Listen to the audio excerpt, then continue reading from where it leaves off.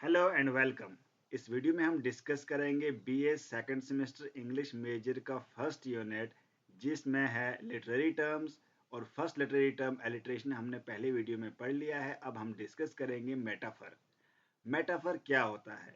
Metaphor एक ऐसा figure of speech, एक ऐसा लिटरेरी टर्म्स, एक ऐसा लिटरेरी डिवाइस होता है कि जिसमें एक वर्ड किसी ऑब्जेक्ट के लिए दिया जाता है, मगर एक्चुअली में वो ऑब्जेक्ट वैसा होता नहीं है। हम डिस्कस करेंगे डिटेल में।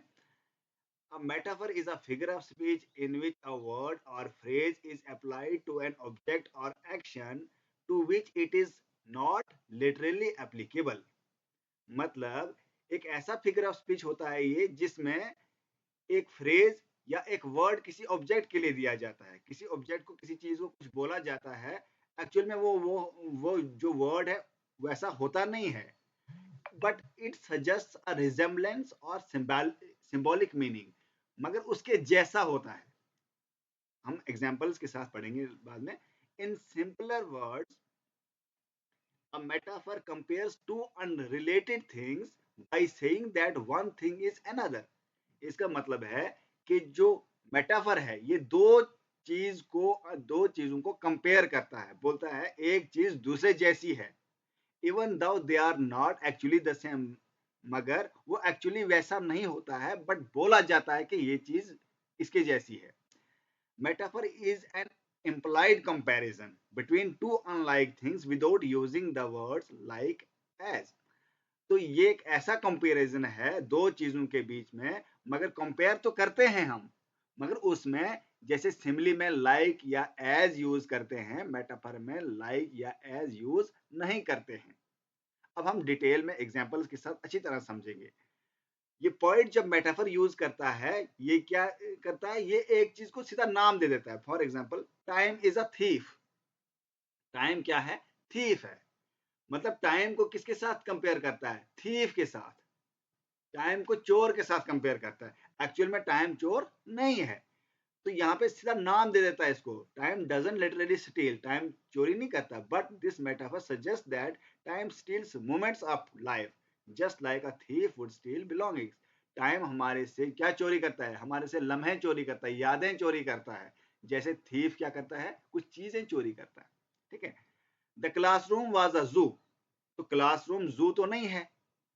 ठीक है, इसको कंपेयर किया गया है कि ये जू जैसा है क्लासरूम। ठीक है, जू जैसा, चिड़ियाघर जैसा है। इसका मतलब है it doesn't mean the classroom had animals. इसका क्लासरूम में एनिमल्स नहीं होते हैं। It implies that the students were noisy and wild like animals in the जू।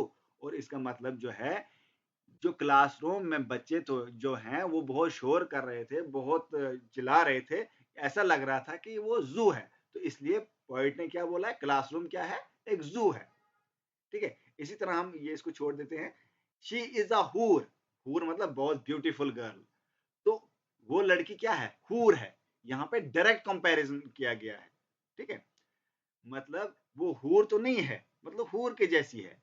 He is a tiger. अगर कोई बहादुर लड़का है उसको बोलेंगे ही इज अ टाइगर। इसका मतलब वो टाइगर तो नहीं है, मतलब टाइगर के जैसा है। ठीक है। तो यहाँ पे मेटाफर में डायरेक्ट कंपैरिजन किया जाता है। ठीक है, ये डेफिनेशन आपको याद रखनी है कि इसमें जो है एक डायरेक्ट कंपैरिजन किया जाता है। इसमें जो है, जो सिमिली में कंपेयर किया जाता था कि she is as beautiful as हूर, तो यहाँ पे एज यूज होता था। या शी इज लाइक हूर, वो हूर के जैसी है।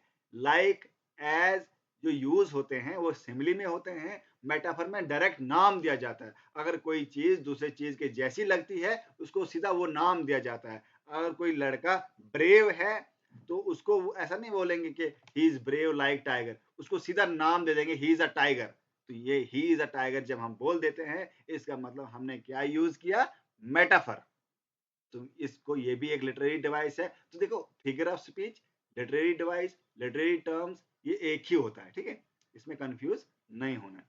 तो नेक्स्ट वीडियो में हम नेक्स्ट लिटरेरी टर्म्स पढ़ेंगे। तब तक के लिए गुड बाय।